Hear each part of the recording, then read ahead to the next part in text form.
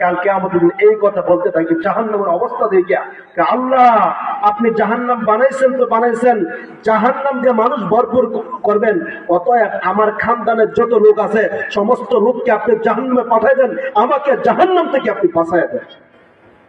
এই কথা বলতে থাকবে। শুধু এই কথাই নয়, অমান ফিরারদি জামিআন সুম্মানজি, পৃথিবীর যত মানুষ আছে সমস্ত মানুষকে আপনি জাহান্নামে পাঠায় দেন, আল্লাহ আমাকে জাহান্নাম থেকে বাঁচায় দেন।